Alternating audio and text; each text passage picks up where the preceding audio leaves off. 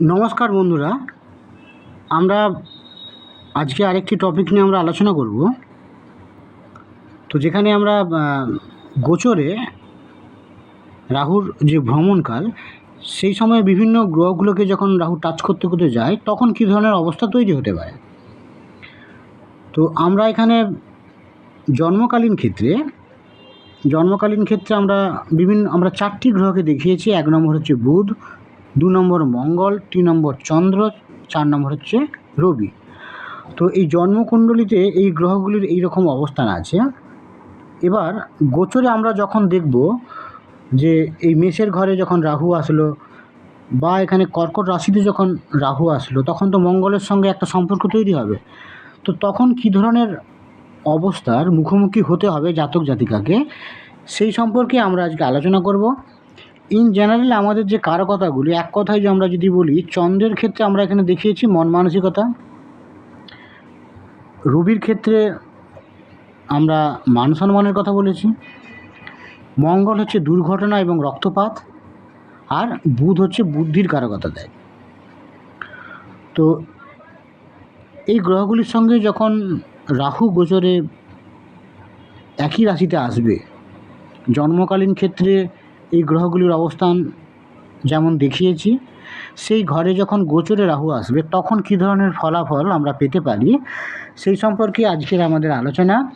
তাহলে জন্মরাশির উপর যখন গোচরে রাহু আসবে, তার মানে চন্দ্রের উপর যখন রাহু আসছে, ঠিক এই সিংহ রাশিতে যখন গোচরে রাহু আসবে তখন কী ধরনের ঘটনা ঘটতে পারে না, সেই ব্যক্তি প্রচণ্ড মানসিক দুশ্চিন্তায় ভোগে এবং কঠিন সমস্যায় তাকে ঘরে বাইরে ফেস করতে হবে এবং তার হিতাহিত জ্ঞানশূন্য হয়ে পড়তে পারে যখন আমরা দেখব যে চন্দ্র এবং রাহু, চন্দ্র জন্মকালীন চন্দ্র আর রাহু হচ্ছে গোচরের রাহু যখন এই চন্দ্রের ঘরে যখন আসবে তখন এই ধরনের একটা অবস্থা তৈরি হবে। সর্বদাই ঝুট ঝামেলার সঙ্গে তাকে ফাইট করতে হবে, যত রকমের হতাশা, কারণ চন্দ্র তো এখানে মন মানসিকতার কথা বলে। তো মানসিক হতাশা, চন্দ্র যেহেতু মন মানসিকতার কথা বলে, এই ঘরেই যখন রাহু চলে আসবে গোচরে সিংহ রাশিতে, তখন কিন্তু দেখা যাবে কি যে একটা মানসিক হতাশা এখানে কিন্তু কাজ করবে এবং দেখা যাবে কি যে শারীরিক টেনশান, শারীরিক এবং শারীরিক সমস্যা কখন আসবে, মানসিক টেনশনের মধ্যে ভুগলে, এবং অনিদ্রায় একটা ভোগার সম্ভাবনা থাকবে। পারিবারিক ক্ষেত্রে প্রচণ্ড অশান্তি হবে,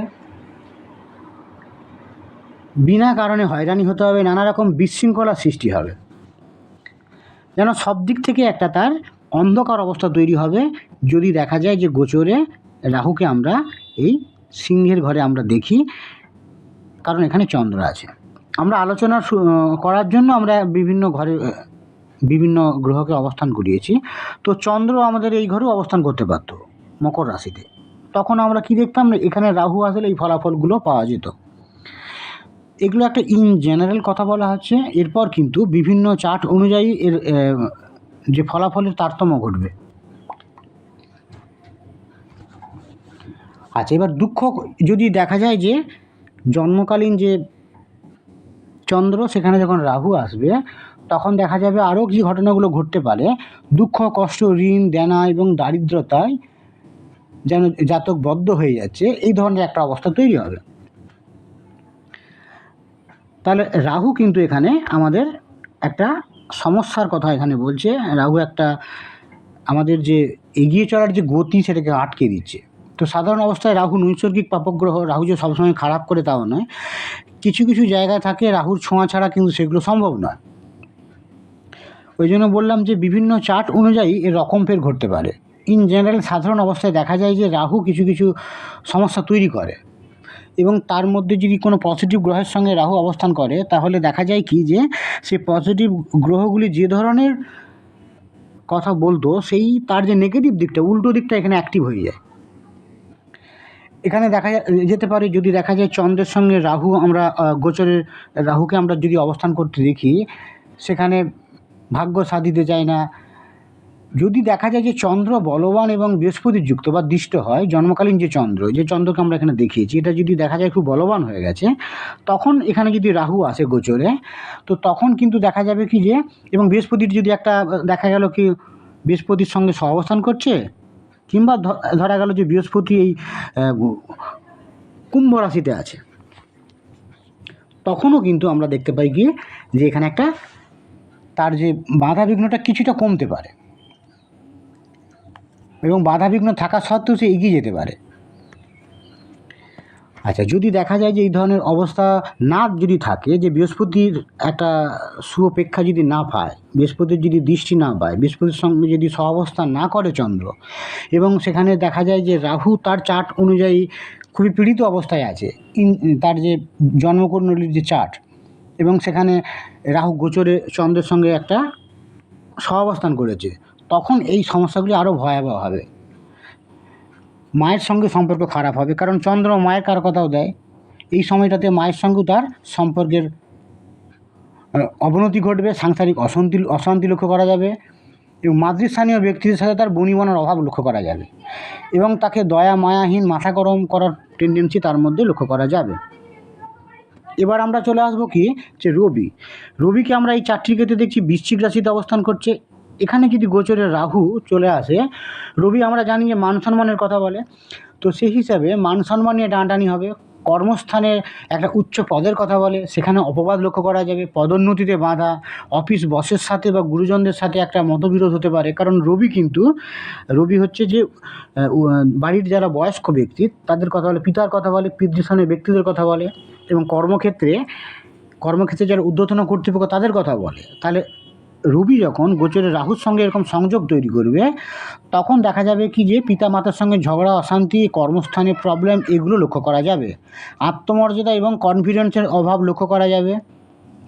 বিশেষ করে সরকারি কাজকর্মে সাফল্য তার বাধা পড়বে, কোনো রকম সুযোগ সুবিধা পাবে না, সরকারি ঘর পেতে বা সরকারি ডোনেশন পেতে সমস্যা হবে, এই ধরনের একটা অবস্থা তৈরি হবে। 3 নম্বর আমরা যেটাতে চলে আসবো সেটি হচ্ছে কি যে আমাদের মঙ্গল আমরা এখানে দেখতে পাচ্ছি কোথায় বসে আছে। মঙ্গল এখানে বসে আছে আমাদের কর্কট রাশিতে আছে। তো দেখা যায় যে এখানে যদি রাহু গোচরে যদি এই ঘরে চলে আসে, মঙ্গলের সঙ্গে সহাবস্থান, মঙ্গলের ঘরে যদি চলে আসে, মানে গোচরে যদি দেখা যায় যে কর্কট রাশিতে রাহু চলে এসেছে, তখন কী হতে পারে, মঙ্গলকে আমরা জানি যে দুর্ঘটনা এবং রক্তপাতের কথা বলে, কার কথা হিসাবে, তো সেক্ষেত্রে শরীরের কোনো অঙ্গে অস্ত্রোপচার ঘটতে পারে, বিপদ, দুর্ঘটনা, রক্তপাত, এবং তার দাঁতে রোগ, মানে ওই যে পাইরিয়া রোগ যেটা আমরা বলি, দাঁতের যন্ত্রণা, পোকা, এগুলো হতে পারে, এবং সালিশি সভায় অংশগ্রহণ করতে হতে পারে, পুলিশি ঝামেলায় জড়িয়ে যেতে পারে। এবং মঙ্গল কিন্তু এখানে স্নেহজনের কথাও বলে, দাদা ভাইয়ের, মানে ভাইয়ের সাথে স্নেহজনের সাথে জমি নিয়ে বিবাদ হতে পারে। মঙ্গল জমির কথাও বলে, কারো কথা দেয়।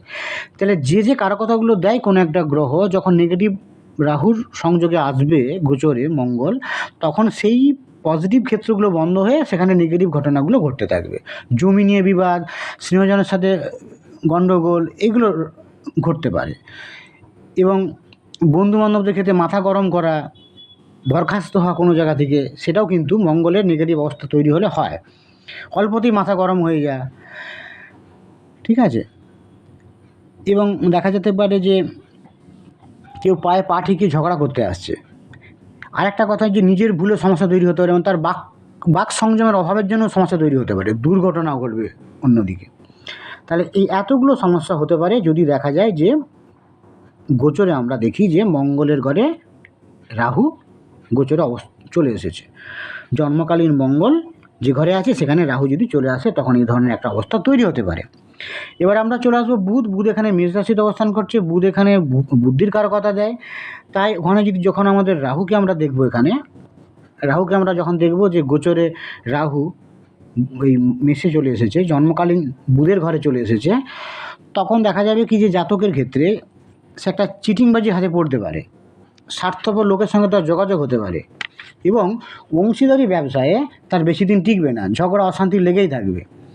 আর্থিক একটা কষ্ট লক্ষ্য করা যাবে, বুদ্ধিভ্রষ্ট হতে পারে, ভুল পথে পরিচালিত হতে পারে, চঞ্চলতা বেশি লক্ষ্য করা যেতে পারে এই সময়, এবং কোনো কাজ দ্রুত করতে গিয়ে সেখানে ভুল হতে পারে, তার ভুল সিদ্ধান্তের শিকার হতে পারে।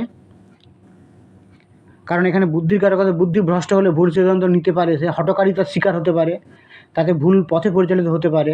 উচ্চশিক্ষার বিষয়ে ক্ষেত্রে কিন্তু দেখা যাবে কি যে ভুল দিকে চলে গেল, এই ধরনের একটা সমস্যা তৈরি হতে পারে। এবং দেখা যেতে পারে যে সেক্ষেত্রে কিন্তু অতিরিক্ত কথাবার্তা বলারও একটা প্রবণতা থাকবে। এবার ঘটনা হচ্ছে কি, যদি দেখা যায় যে বুধ প্রত্যেকটা গ্রহের ক্ষেত্রে যদি দেখা যায় যে বুধ কারো চার্টে ভালো অবস্থায় আছে এবং রাহু দেখা যায় সেখানে সংযোগে এসেছে, রাহুর কাজ তো কোনো কিছুকে বাড়িয়ে দেয়া, তাই সেক্ষেত্রে তখন আবার কী হবে না, সে ভালো বক্তা হয়ে যেতে পারে, তার মধ্যে ট্যালেন্ট খুব ভালো থাকবে এবং দেখা যাবে যে সে উচ্চশিক্ষার ক্ষেত্রে ভালো রেজাল্ট করছে, সাকসেস পাচ্ছে, টেকনিক্যাল বিষয়ে তার খুব বুদ্ধি ভালো হতে পারে ওই সময়টাতে। কিন্তু বুধ যদি দুর্বল হয়ে যায় তখন আবার তার নার্ভের সমস্যা, তোদলামি, স্নায়ু দুর্বলতা, বিভিন্ন কাজকর্মে ভীতি, বিদ্যায় বাধা, জীবন যুদ্ধে তার আটকে যাওয়া, আর্থিক ক্ষতি হওয়া, আপনজনের কাছ থেকে সমস্যা আসা, হ্যাঁ, কারো দ্বারা ক্ষতি হওয়া, এই ধরনের একটা অবস্থা তৈরি হবে। অতএব সব গ্রহের ক্ষেত্রেই তাই, যদি মঙ্গলও যদি পজিটিভ থাকে, রাহু যদি সেখানে চলে আসে, রাহু যদি অতটা ক্ষতিকারক না হয় এবং রাহু যদি খুব তার জন্মকালীন চার্টে রাহু যদি দেখা যায় যে ভালো ঘরে অবস্থান করে আছে, তার একাদশ ঘরে, তৃতীয় ঘরে অবস্থান করছে, ষষ্ঠ ঘরে, তখন দেখা যাবে, এবং মঙ্গল তার চার্টে ভালো অবস্থায় আছে এবং সেখানে গোচরে রাহু এসেছে, তাহলে আমার চার্টে যদি জন্মকালীন চার্টে রাহু যদি ভালো অবস্থায় যদি আমার থাকে, মঙ্গলও যদি থাকে, সেক্ষেত্রে গোচরে রাহু যদি চলে আসে মঙ্গলের ঘরে, তাহলে মঙ্গলের যে পজিটিভ দিকগুলো সেইগুলো এক্সপান্ড হয়ে যাবে। জমি জমা কেনার প্রতি তার ঝোঁক তৈরি হওয়া, ঠিক আছে, তো এবং ভাইয়ের সঙ্গে সম্পর্ক ভালো হওয়া, এগুলো হতে পারে। তো আমাদের দেখতে হবে কি যে মঙ্গল জন্মকালীন চার্টে কেমন আছে, বুধ কেমন আছে, চন্দ্র কেমন আছে, রবি কেমন আছে। রবি যদি দেখা যায় কারো চার্টে ভালো অবস্থায় থাকে, সেখানে রাহু চলে আসলো, রাহু পজিটিভ ঘরের সঙ্গে যুক্ত হয়েছে জন্মকালীন চার্টে, গোচরে রাহু চলে আসলো রবির ঘরে, রবি যেখানে জন্মকালীন যেখানে বসে আছে রবি, রাহু এখানে রবির ঘরে চলে আসলো, তখন আবার তার মান সম্মান বৃদ্ধি পাবে, কারণ রাহু কিন্তু এখানে এক্সপান্ডের কথা বলে, কোনো কিছু সম্ভাবনাকে বাড়ানোর কথা বলে, যোগাযোগের কথা বলে। তো এগুলো কিন্তু ঘটতে থাকবে, একই যোগে কিন্তু একই সংযোগে আলাদা আলাদা রেজাল্ট হতে পারে। আজ এই পর্যন্তই, পরবর্তীকালে আমরা আবার অন্য কোনো টপিক নিয়ে আমরা আলোচনা করব। ভালো থাকবেন, নমস্কার।